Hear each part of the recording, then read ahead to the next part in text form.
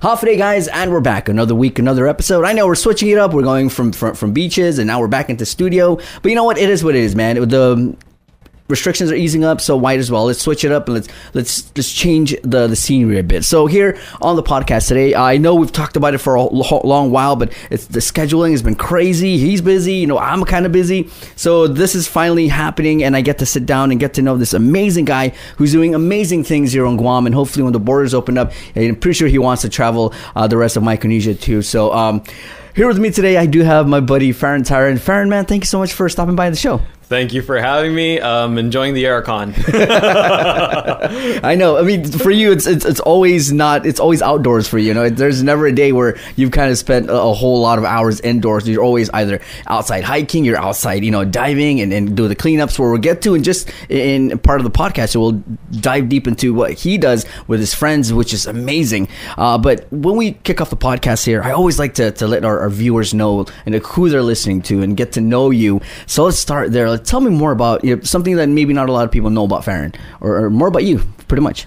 I guess a funny factoid, and I just have this on standby for occasions like this. I have a YouTube video with 250,000 views. Wow. You want to know what it's about? Wow. It's a Zori repair tutorial. What? So I have a video on YouTube that's just a couple thousand views short, like 240 something thousand views. That's still something. Of how to fix a broken Zori. I kid you not. It's hilarious. That is, that is something that you think like not a lot of people would like. Oh, let me just click and watch this. Oh, let's share it a lot. You know, I think that's how you got all that. The sharing, does help with the raising the likes and viewership on posts. So wow. That's something I would watch. That's something cool I would watch. Wow. So, what, let's start off with, tell us more about what you do. Maybe not get into the Guam extreme cleanup part, because we'll get to that later on in the show. But more like, I know you're an instructor. I know you take classes at UOG. So let's talk more about that and stuff. Yeah, sure. I was born and raised here on Guam. Chamorro is Chamorro, as we know, as anyone knows it can be. Let's see. Dad passed away when I was 5 years old, and that, of course, had pretty profound effects on me. So I think it, from a very young age, kind of opened my eyes to a lot of things. So seeing the world in a different way, maybe not in a typical, let's say, innocent way a 5-year-old would, but somebody, I don't want to say more mature, but just some different perspective. And maybe I would have always been that way, even if my dad, stuck around, was able to stick around.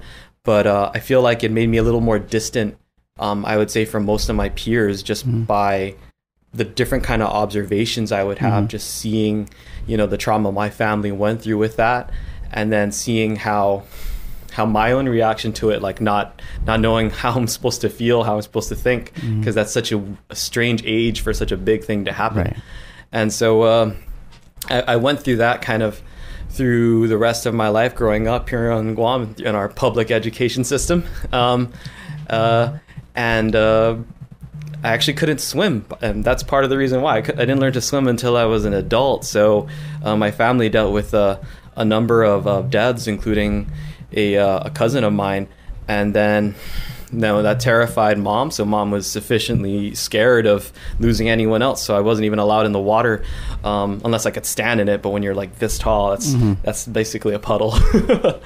And so I grew up, born and raised here, and now I'm back at University of Guam. I'm doing my undergrad in agriculture and life sciences on a scholarship through Dr. Romina King through the Pacific Islands Climate Adaptation Science Center.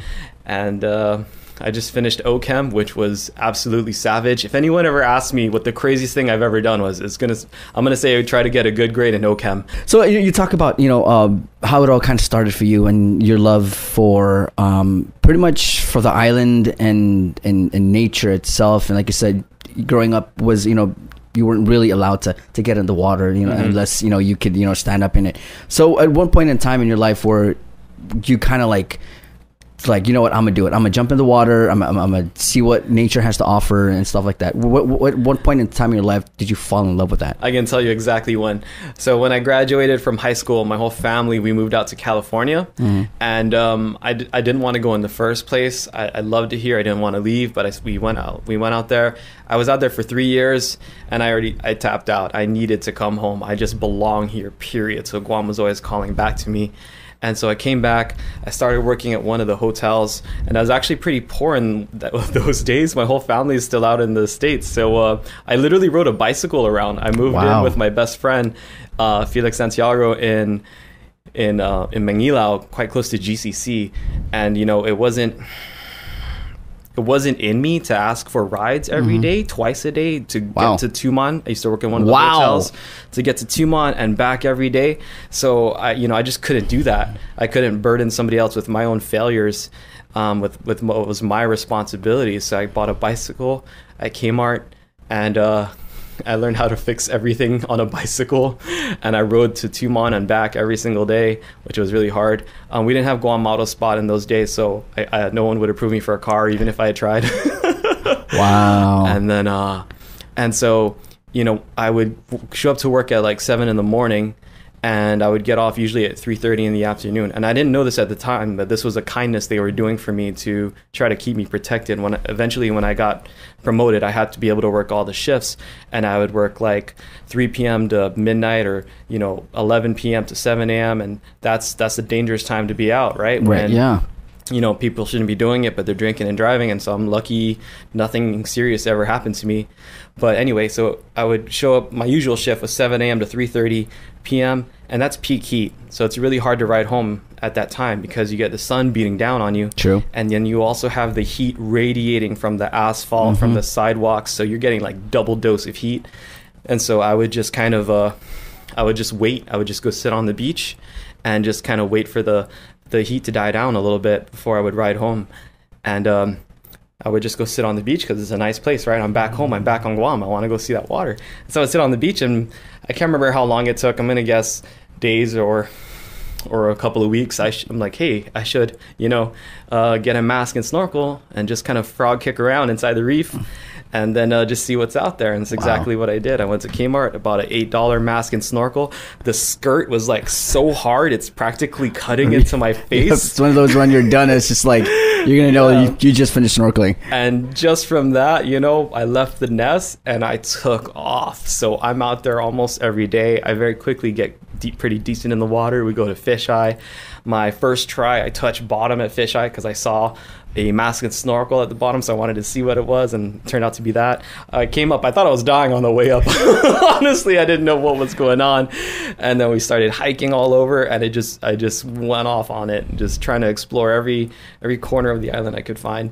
And so wow. Yeah, that's how it happened for me. So from there, and then talk about your journey, because you do have your license in scuba, because that's how you get to you use it for most of your cleanup. So let's talk more about how that process went, and before we take a break. So while I was doing that, I was working at the hotel and getting into free diving. My boss, a guy named Yoshi, he's like, "You need to stop." Wow. He's like, "Get your scuba certification, and you can go with me. We'll dive together." And wow. I did, and we were great buddies. We were on the boat almost every week or every other week for a long while. And that's how I got into scuba diving. And I eventually rose from beginner scuba diver to a dive master, thanks to Luis Cabral. I think a lot of people know him. He was a teacher for many, many years. And then I just kept up with it, and I ranked up to scuba instructor. And then as soon as it became a possibility for me to become a freediving instructor, I jumped at that. And so I got some professional ratings too, so I could safely and properly teach people to do some of the things I do, and I wasn't planning on this at the time, to what was now I use for my extreme cleanups. My friends and I are extreme cleanups. That's awesome. And like I said, we're going to get to that coming up next. Guys, we're going to take a break. When we come back, wow, what a story. Who would have thought that Farron had this amazing story, this inspiring story behind his life and what literally led him into the water. That's such an inspiring story, bro. We're going to take a break. When we come back, we're going to find out how it all started and how it's all going, and then what's next for Guam Extreme Cleanup. One Micronesia Podcast, another week, another show, and we're still here with the one, the only Farron, or AKA, I don't know why I didn't introduce him like this in the beginning, the Guam Guy. I think everybody would know him as the Guam Guy. You say Farron, they're like, Farron who? Yeah. So when you say Guam Guy, you're like, oh yeah, that guy. That's the guy that, you know, that's literally in the waters, is up hiking, doing documenting wildfires up in our mountains here. Also down to when it comes down into the streams, it's always in the water, you know, cleaning our corals and our reefs. That's amazing. You're doing so much for, you know, the island of Guam, and like I said, and I know you're itching for the borders to open to kind of explore the rest of Micronesia, and I know when that opens, I know that a lot of opportunities are going to be there for you, my bro. But let's just talk about Guam Extreme Cleanup. How did it all start? Because I know it wasn't just with the group. It started with you and probably a couple friends, and then now it expanded to this whole group that's meeting every weekend to keep Guam clean. But extreme cleanup. This is not your regular Saturday morning cleanup where we're just walking down Ipao or down East Agania picking up, you know, cans and stuff. This is the big time cleanup, and these guys are using you know, their certifications in scuba and drone and everything. That's why it's called extreme cleanup. Yeah. Rock climbing. So let's talk about how it all started. So last year, 2021 in July, that was a big month for me, not only because it was my birthday, but probably is because your birthday. but in that single month, a few major things happened. One was that first oil spill I was in Apra Harbor, and me and my students, we got completely covered in diesel. Wow. And it took a while to get it out. The smell was in my hair literally for weeks. So I was in there. That was the first time I think you guys had me on the show. Yeah. And then also that month, the Marble Cave disaster happened. That was just... And so... Okay, I was back on the air with you guys with that, and also during that time, I was just sitting at my desk, you know, on my computer, and then the idea just appeared to me. It just came to me, kind of basically fully formed already. Let's do a cliff cleanup with rappelling gear at Oka Point. So if you're local, if you visited Guam, odds are you've been to Oka Point and you know exactly what I'm talking about. There's always a lot of trash there. However, it's not exactly a typical cleanup where you can just recruit anybody to go out there, walk around and pick up trash. It's really not safe. So the safety is dramatically increased when you have the proper equipment for it and you have the training and the aptitude for it. And so friends of mine, we just started rock climbing a few months before that. Nice. And so just took some beginner lessons, and then that kind of stuff is stuff we like to do anyway, and I'm very confident with my knots and equipment. So we bought a few things of or actually more accurately borrowed a few things so we could just kind of climb on our own. And so there was I guess a synergism of having done cleanups before and getting into rock climbing. It was like, well, we can do those two things together, and we decided to do that at Oka Point. And I think the very first cleanup was just 5 of us. Wow. And so then became 10. And then we keep it between 10 and 12 people for safety reasons and for communication, because we have to be able to talk up and down the cliff to each other. And if there's just too many people, it becomes a safety risk, and we can't hear each other or anything like that. Wow. And so that was our first kind of official extreme cleanup. And that said, I gotta give credit where it's due. There's a predecessor of an extreme cleanup, and that's the Mauricio Pier project with Will Naden and Ilani Sablan. This will be their 4th year, I think, of them doing it. And so there was some deep-seated, I guess, inspiration from that. Somewhere in the back of my mind, it wasn't at the front of my mind when I thought of cleaning up Oka, but I'm sure there's something kind of neurons and synapses happening, connecting, and it made the idea, I guess, more likely for the Oka Cliff extreme cleanup to happen. And so that's how it started. And then and so we did that a couple of times, and then we did a Devil's Punch Bowl, because why not? And then and so we'll just keep that going. We have an unusual collection of, I guess, adventurous hobbies and skills, and might as well put them to use. And that said, these are the extreme cleanups, but this is not to put anybody else's cleanup down, but the opposite. you know, if we can climb off cliffs, if we can dive underwater, do these things, the least I guess anybody could do is do regular Saturday cleanups, walk along the beach, walk along the road, do what you can, do whatever it is in your ability to do. We do what's in our ability to do. Do whatever you can and what you can do safely, and the island will love you for it, and I'll love you for it. You know, it's crazy too. You know, every time you go to these cleanups, you know, we see your stories and everything, and it's so crazy to see that this type of a trash would be lying at this random spot where you like. Question is, how in the world did this get here? So let's talk about some of the types of trash that you've seen during the duration of the cleanup. Toilet bowls. Oh wow. Yeah, I think I saw that one. Yeah, I mean, white goods. Yeah. Oh my god. Yeah, toilet bowls. That always weirds me out. Musical instruments, furniture, car parts. There was this reinforced door. It's basically like a prison door. We pulled out a devil's punch bowl. It was too heavy to carry out on one piece though, so we had to repel in with reciprocating saws. That is crazy. To cut it up into at least two pieces, which was much more manageable. Yeah, like you said, white goods. So we recently bought a $200 dolly, which is rated for 1,000 pounds. But the big thing that attracted me to it was the size of the tires, the size of the wheels, because we have a lot of white goods in some of the trails and trailheads. Mm-hmm. So I'm like, all right, well, we're just gonna off-road dolly this stuff. So our first cleanup at Tanaga Falls, we pulled out a whole bunch of trash, but specifically for that dolly. One refrigerator, 2 deep freezers, and a water heater, and I think that's about a third of the white goods, so we still got to go back and get the rest. Reed Tapasna single-handedly almost filled up a trailer of trash like by himself, and then we just kept filling it up after that. Any other really interesting things we've seen? Those are the most interesting that's standing out right now.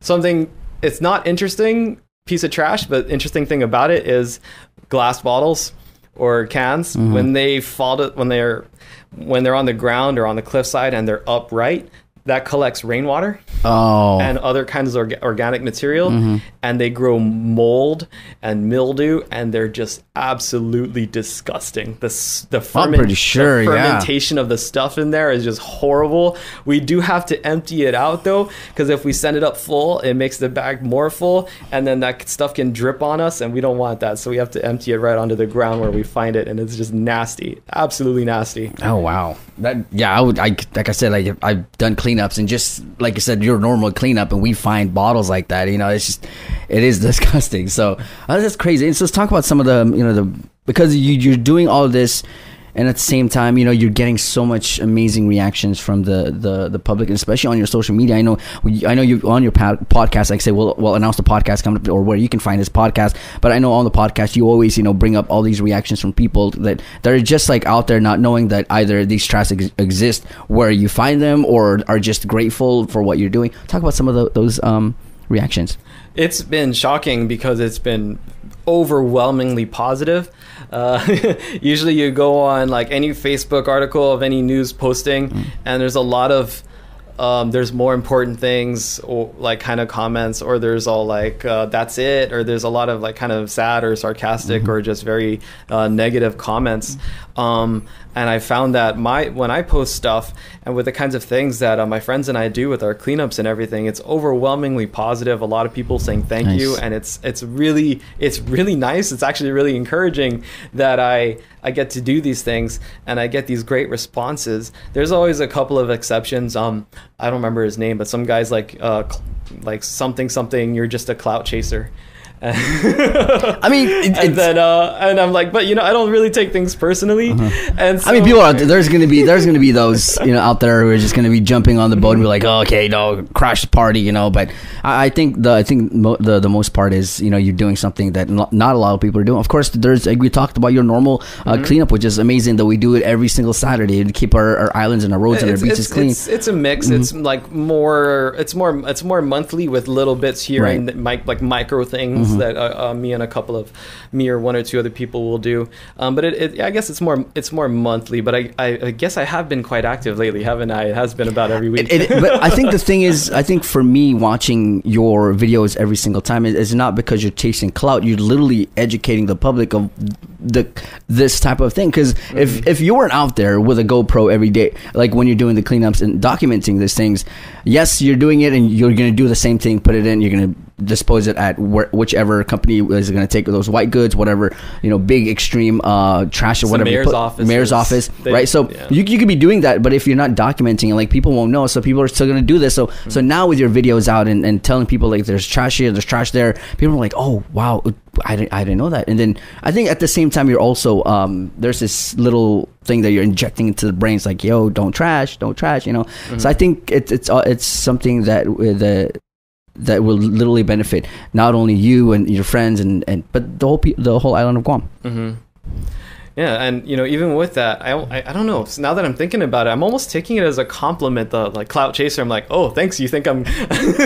You must think I'm doing something worthy of like trying to show that I'm chasing clout for. Yeah, major shout out to the mayor's offices, to Manning Mayor's office, and Falan Mayor's office, Hagat Mayor's office. We have it. I just stopped by there today actually, but.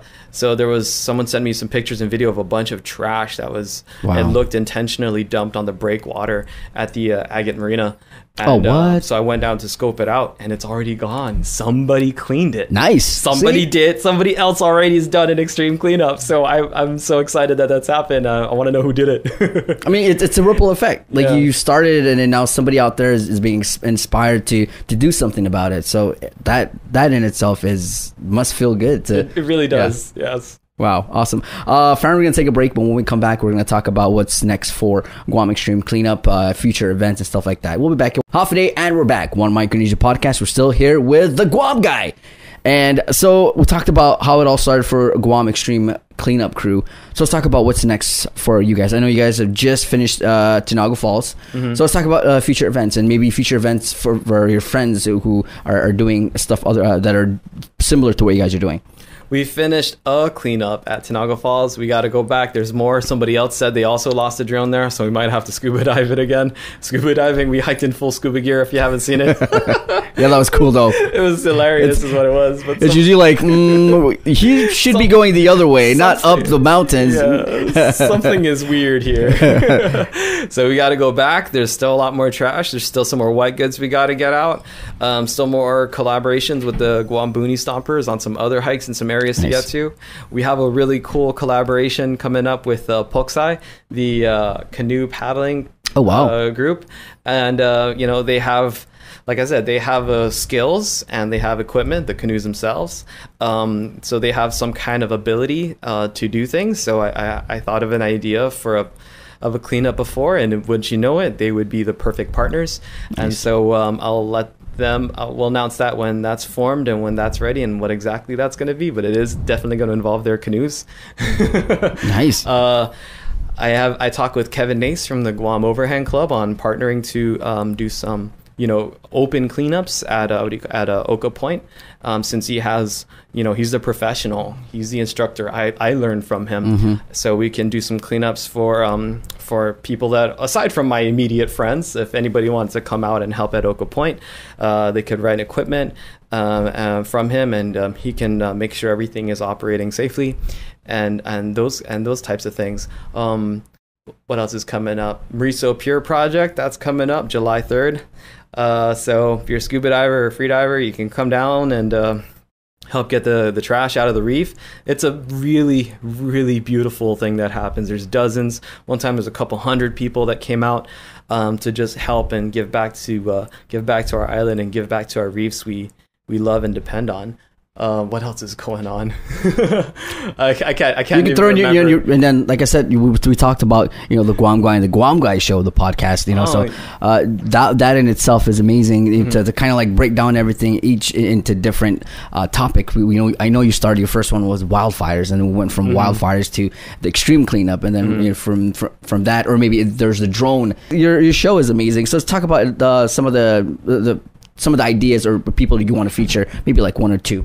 Yeah, sure. So maybe the next episode, if all goes well, I'll feature someone from Guam Fire Rescue and someone from HSC 25. So anytime you see a helicopter searching, rescuing somebody, or rescuing hikers or people lost at sea, the helicopter, those guys. So I'll feature one of those guys and someone from Guam Fire Rescue, and just have them pick their brains, see if they can provide any tips on, one, not getting lost in the first place, two, what you should have with you to increase your chances of being found, and maybe some of the more common problems that goes wrong where people are in this kind of lost and need to be found situations. So that's one episode. Last episode was about Guam's corals and the reef restoration team. So that's cool. On that flip side, I'll have another episode with Southern Mountain Gear. Nice. And getting into hiking and the trails on Guam and doing that safely, and what kind of equipment or apparel gear, shoes would be good ideas to have, and some of the awesome stuff they do. That's a really cool business. Honestly, oh man, those guys, we've been selling these shirts, right? I was about to get to the shirts. Go for it. We've been selling these shirts, trying to raise money for supplies and equipment, because, we don't have everything we need. And the more stuff we get, the more things we can do.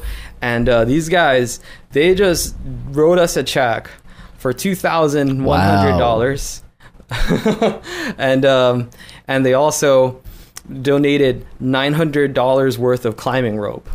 Wow. Yeah, so it's a $3,000 value donation to us, just because they want to support. So that's an incredible local business helping us out, and just being absolutely amazing to work with. They gave us a discount on helmets. Yeah, can I just plug the shirt a little bit more? Yeah, go for it. Okay. Yeah, so I did just mention we got that donation. However, Southern Mountain Gear put up the money to print their shirts. I also put up some personal money to print these blue shirts. So please do continue to buy the shirts so we can make our money back. You can find the Southern Mountain Gear green shirt in their own store. We have the blue Guam Extreme Cleanup Crew shirts at MacTech and a Consumal in Tuman. You can also find it at the local shop in Agania Shopping Center, and at GMI Scuba Wholesale in East Agania, across from the Shell gas station. Awesome. Well, Farron, we're gonna take a break. We'll back for the last part of it, the goodbyes, the last remarks, and all that. So we'll be back. You're watching the One Micronesia Podcast. Half a day, and we're back. One Micronesia Podcast. We're still here with Farron. The last part of the podcast. Now, Farron, the last part is where you do a shout out to either the people who follow you and have been grateful and felt inspired by what you're doing. And like you said, you just talked about that agate incident where there was trash and you went and dove and somebody picked it up. So stuff like that. So message to people watching and your followers. Thank you. Yeah, shout out to Love Guam, Guam Nature Alliance, MCCA, anyone and everyone that's ever picked up a piece of trash on the island, and especially those who continue to do so. Shout out to everyone who likes my videos and leave comments. It really is encouraging to see those things, because I know that I do these weird things, but people, I guess, got my back and people support it. And especially shout out to like random people on the street and in public who say hi and say thank you and stuff like that. It's still kind of strange, if I'm being honest, but it really tells me that if you like what I do and what my friends and I do so much that you feel compelled to say hello, like in public, in person, to between the two of us as strangers, then thank you for doing that. It's super encouraging to me. It's super inspiring to me to know that people are resonating, that the messages are resonating, and that people are liking the stuff we're doing. So yeah, awesome. Thank you. Yeah. So then before we let you go, where can people go find you? Guam Extreme Cleanup, like I said, you just told them where to find the shirts, so that's cool. Go buy the shirts, support what they're doing. So social media, stuff like that, throw it out. Sure. I got I guess two main avenues there. So my Instagram, which is at the Guam Guy, all one word, and then also we started another account just for the cleanup. So that is at Guam Extreme Cleanup Crew, also all one word. And then my podcast, I guess you could just Google the Guam Guy Show or the Guam Guy Podcast, and it'll come up. It's on YouTube, on my personal channel, on KUAM's channel. It's on Spotify, Apple Podcasts, And I think another thing I can't remember. There's that one last one that we don't remember. But anywhere you find your podcast, you can find him. You can type up KUAM Podcast Network. He's there too, or just go straight and look for the Guam Guy Show, and it's there. Wow, Farron, I just gotta say thank you so much for coming on just short notice. But honestly, the talk has been amazing. We learned how it all started for you. What an inspiring! Who would have known that Farron rode his bike from Manilao to Tumon for And work back. and back? You know, like stuff like that we don't hear every day. We barely see people doing that now, and just to hear his story and how he went from that to how he went from a boy who was told not to really get into the water unless he can stand up to jumping in the water. Now he's diving. He's a free dive instructor. That is crazy. How that from knowing how it all started to now you're diving down deep. You know, just to for fun and stuff like that. But at the same time, you turn it into something that not only benefits you but benefits the island of Guam. So Farron, thank you so much for coming on. Thank you for having me. All right. Well, there you have it, man. Another episode in the books. One Micronesia Podcast. We'll see you guys on the next one. Peace.